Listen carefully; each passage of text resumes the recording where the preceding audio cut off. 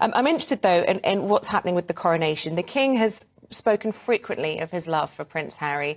He's clearly worried about the tension between his sons. Do you think the Archbishop of Canterbury will be able to solve this? Well, it's not the first time that Justin Welby has been drafted in. In September, he was brought in to try to reconcile things to a degree after the Queen's death.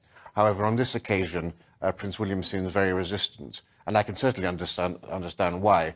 The logic from Buckingham Palace seems to be that, essentially, not having Harry there is more dangerous than having him there. Do you agree with that? And I can't see the logic there. For my mind, the adage really should be out of sight, out of mind. Right. All focus must be on the coronation, must be on the King and Queen. And I don't see why they would want to risk photographs of Harry and Meghan challenging photographs of the newly crowned King and Queen on the front pages. It would be a major distraction. And that is William's view in all of this, isn't it? But, I mean, you only have to look at the funeral of Her Majesty the Queen. They towed the line, didn't they? They did as they were expected to do. And the danger is if they don't come to the coronation, that Harry will be tapped up by one of the big American networks, that they will be slighted, that will give them lots of material for future expositions of the royal family. And he's already threatened, hasn't he, that there's a second book that he could pen.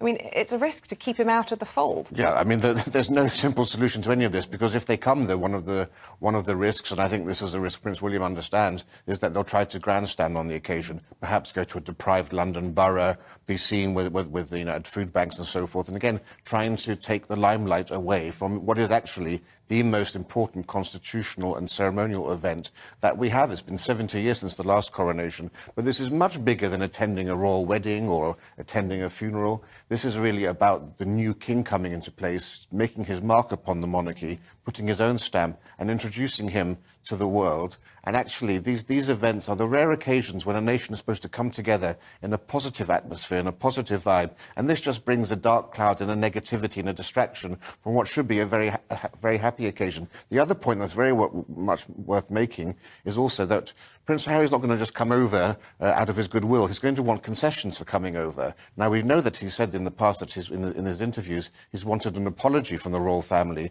as a prerequisite to a reconciliation. And I think one of the worries also is that he's going to demand that for the coronation, demand that his titles not be removed from him in the future. I mean, for someone who detests the royal family, he's very keen on his royal titles, we know that. So there's a lot of issues here, which I think... I mean, we know, for example, that the two-thirds of the British public apparently want him to attend the coronation. But I think if the question was actually phrased, should the king make concessions for Prince Harry to attend the coronation, I think the result might be very different. But let's not forget, the king is head of the Church of England, and the Archbishop of Canterbury, of course, would be promoting Christian values and at its core would want to see reconciliation happen between the brothers. I suppose the question is whether or not they're able to do that. And I suppose we'll just have to see. Time will tell on that one. OK, Rafe, Heydel-Mankoo, always good to get your thoughts. Thanks very much indeed.